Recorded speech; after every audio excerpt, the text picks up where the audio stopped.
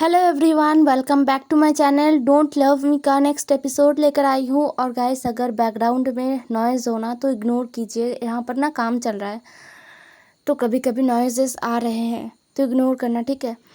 तो पिछले एपिसोड में हमने देखा था मिंग्याओ को पनिशमेंट दिया गया था। उसके बाद वांगजी और विंग सीधा घर आए थे। घर आने के बाद उन्होंने देखा कि अंकल कुरैन अभी भी शिचनगा के रूम में थे और शिचनगा ना अंकल कुरैन के लैप में अपना सर रख के आराम से सो रहे थे, एक बच्चे की तरह सो रहे थे। और अंकल कुरैन बेड से अपना जो पीठ है ना, वो जो हेड सपोर्टर रखा होता है ना बेड के एकदम सामने, वहाँ पर अपना पीठ लगाकर वो बैठे हुए थे और वो भी सो चुके थे।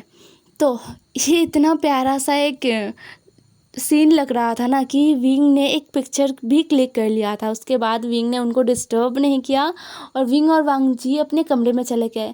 जाने के बाद ना विंग और वांगजी फ्रेश होते हैं और फ्रेश होने के बाद वो जब वापस आते हैं ना, तब तक शिचनगा उठ चुके थे लेकिन अंकल अभी भी सो रहे थे। तो शिचनगा उठने के बाद अंकल को शिचनगा ने जगाया और फिर जाके इन चारों ने मिलकर एक साथ अपना जो एक क्वालिटी टाइम है ना वो स्पेंड किया। मतलब शिचनगा को ना वांगजी और विंग और अंकल मिलकर गार्डन में लेकर गए थे। वहाँ पर ये चारों एक साथ बैठे, कॉफ़ी पिया, बहुत सारे फ्रूट्स खाए और फिर बातें भी किया। बचपन की बातें कर रहे थे। अंकल बता रहे थे कि वांगजी और शिचनगा बचपन में कैसे थे। हाँ, उनका बचपन उतना ज़्यादा एक्साइटिंग नहीं था, बट फिर भी जितना भी प्यारा सा जो बहुत प्यारी प्यारी स्टोरी थी उनकी। वो दोनों कितने अडोरेबल थे, कितने ज़्यादा बातों को मानते थे अंकल के, और कितने ज़्यादा इंटेलिजेंट थे, स्कूल में कितने ज़्यादा अच्छे ग्रेड थे। यही सब मतलब उनके बचपन में, शिचनगा और वांगजी के बचपन में कोई शैतानी नहीं था, कोई बंदरपन नहीं था, ऐसा कुछ नहीं था। बहुत ही संस्कारी बच्चे थे। विंग बस सुन रहा था और फिर विंग ने अपना बचपन कहा। विंग बचपन में कितना ज़्यादा शैतान था और हर बार जो अंकल जियांग है ना, वो विंग को कैसे बचाते थे मैडम यू से। विंग ये सब कुछ बोल रहा था, अपने शैतानों भरे जो करामात उसने बचपन में किए थे ना, वो सब कुछ अपने बचपन के किस्से बता रहा था और वो खुद हंस रहा था। अंकल कुरैन भी हंस रहे थे, वांगजी और शिचनगा भी हंस रहे थे। मतलब उनका पूरा जो शाम का टाइम है ना, ऐसे ही हंसते खेलते बीत गया था। और फिर शाम के बाद रात में उन्होंने एक साथ डिनर किया और फिर विंग ने शिचनगा को दवाई दिया, शिचनगा के साथ और भी बहुत सारी बातें किया। विंग तो चाहता था कि वो शिचनगा के पास रुके, वांगजी भी चाहता था कि वो रुके, अंकल भी चाहते थे कि वो रुके। यहाँ पर इन तीनों में बहस छिड़ गया था कि कौन रुकेगा शिचनगा के साथ। शिचनगा चिल्ला कर बोलते, ओ गॉड गाइस, आप लोग इतना ज़्यादा परेशान क्यों कर रहे हो मुझसे ऐसे चिपके मत रहो, ठीक है। एंड मैं कोई बच्चा थोड़ी हूँ कि आप लोगों को मेरे साथ ऐसे रुकना होगा। तो वांगजी ने कहा, गगा आपका तबीयत अभी ठीक नहीं है, आप रिकवर हो जाइए एक बारी, फिर हम आपको छोड़ देंगे। आप कोई बच्चा नहीं हो, हमें पता है गगा, लेकिन अभी आपके साथ अगर कोई ना रुके ना, तो रात में अगर आपको कोई प्रॉब्लम हो गया तो कौन देखेगा। तो शिचनगा ने कहा, ओ गॉड, मैं तुम लोगों को बुला सकता हूँ ना। तो वांगजी ने कहा, नहीं गगा, ऐसा नहीं होता। तो अंकल ने कहा, तुम दोनों मैरिड हो, वांगजी विंग, अपना क्वालिटी टाइम स्पेंड करो ना। तुम ऐसे शिचन के साथ क्या करोगे। शिचन के साथ मैं हूँ ना, एक बुढ़ा इंसान अपने बच्चे को संभाल सकता है। आखिर में अंकल ही जीत गए और वांगजी और विंग दोनों को ही अपने रूम में जाना पड़ा। वांगजी और विंग अपने रूम में जा रहे थे। वांगजी और विंग दोनों को ही ये बात तो अच्छी तरीके से समझ में आ रहा था कि उन दोनों के बीच का जो रिश्ता है ना, वो बदल रहा है और वो इतना स्वीट है, इतना अच्छा है कि वो दोनों ही चाहते हैं कि ये रिश्ता और भी ज़्यादा बदले, और भी ज़्यादा स्वीटनेस आए। लेकिन थोड़ा सा नर्वसनेस भी था, थोड़ा सा नहीं, बहुत ज़्यादा था, वांगजी की तरफ से भी और विंग की तरफ से भी, क्योंकि वो दोनों क्लोज आ रहे थे। रात को वो दोनों एक साथ एक दूसरे के बाहों में सोते हैं। कभी कभी वांगजी विंग को किस भी करता है, मतलब उसके फोरहेड पर या फिर उसके बालों में वो किस भी करता है। वांगजी विंग का हाथ पकड़ता है। ये फीलिंग कुछ अलग है, कुछ ऐसा जो विंग ने कभी भी एक्सपीरियंस नहीं किया है और ना ही वांगजी ने।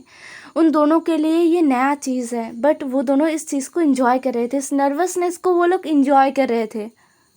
आज वांग जी को कुछ अजीब सा ही हो रहा था, मतलब उसका पूरा बॉडी रिएक्ट कर रहा था। वो विंग के साथ धीरे धीरे चल रहा था और अपने रूम की तरफ जा रहा था, बट उसका पूरा बॉडी रिएक्ट कर रहा था। वांग जी को पता चल रहा था कि उसे बहुत ज़्यादा गर्मी लग रहा है, उसका बॉडी बहुत बुरी तरीके से रिएक्ट कर रहा है।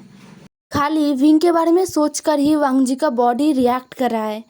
वांग जी ने जैसे ही ये महसूस किया ना, तो वांग जी को बहुत ही शेम फील हुआ, अपने ऊपर बहुत ज़्यादा शेम फील हुआ कि तुम ऐसा कैसे सोच सकते हो। बस विंग के बारे में सोच कर ही तुम्हारा बॉडी इस तरीके से रिएक्ट कैसे कर रहा है। विंग जो कि वांग जी के साथ साथ ही चल रहा था, लेकिन वो भी बहुत चुपचाप था।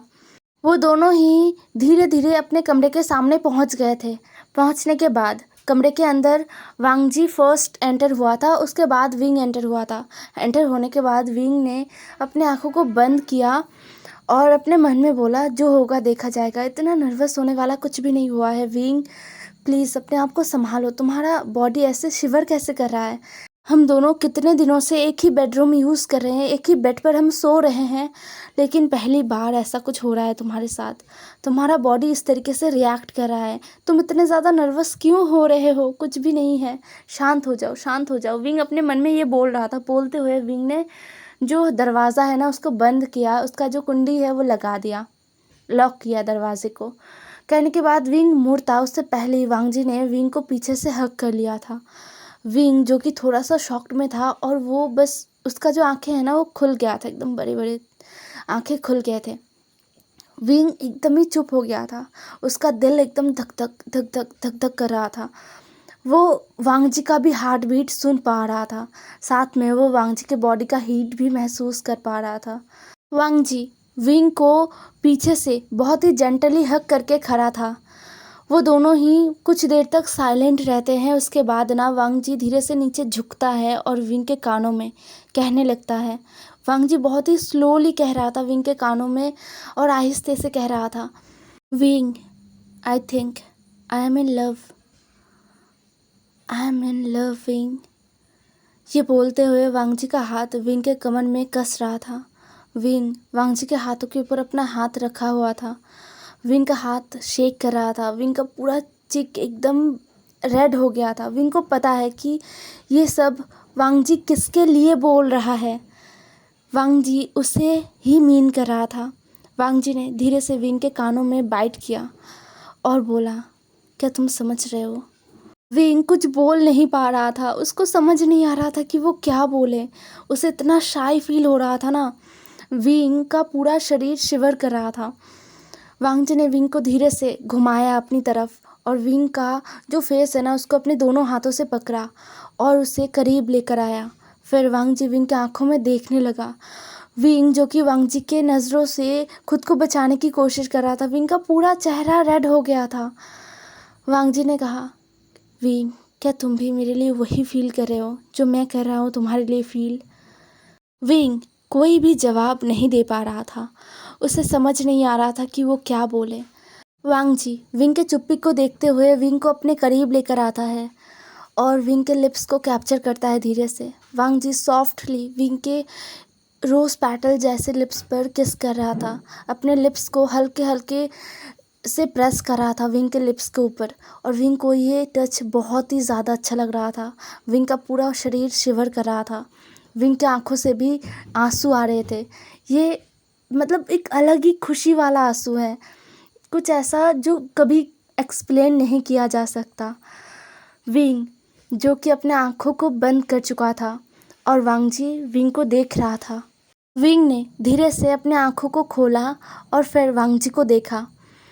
वांग जी के आंखों में अपने लिए प्यार, अपने लिए वो जुनून देखकर ना विंग को इतना अच्छा लगा कि विंग एकदम ही वांग जी को हग कर लेता है।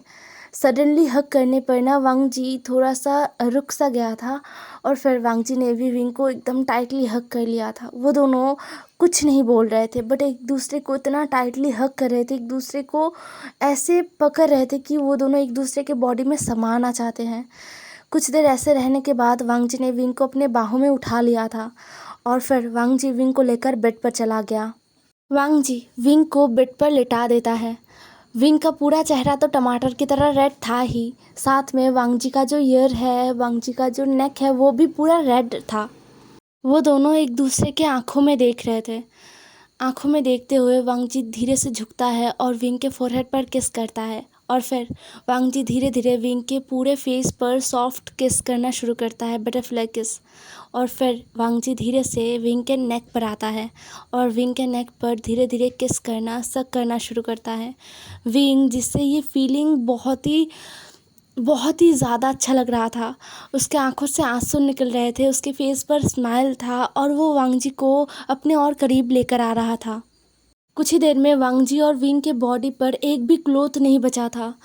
वांग जी और विंग पूरी तरीके से नेकेड थे और एक दूसरे के आगोश में थे। और फिर पूरे कमरे में विंग के मौन का आवाज़ और वांग जी के ग्रॉल का आवाज़ सुनाई दे रहा था। उन दोनों के स्किन स्लैपिंग का भी आवाज़ सुनाई दे रहा था और पता चल रहा था कि विंग कितना ज़्यादा प्लेजर महसूस कर रहा है। ये सिलसिला लगभग 2 से 3 घंटे तक चला और फिर जाके एकदम सन्नाटा हो गया था। वो दोनों ही एक दूसरे के आगोश में सो गए थे। और आज का एपिसोड यहीं पर ख़त्म होता है। आई नो गाइस, बहुत छोटा सा एपिसोड है, बट कभी कभी चलता है यार। मेरे पास बिल्कुल भी टाइम नहीं है, मुझे बहुत इम्पोर्टेंट काम करना है, इसलिए आज के लिए इतना ही काफ़ी है। बाय बाय, कल मिलेंगे।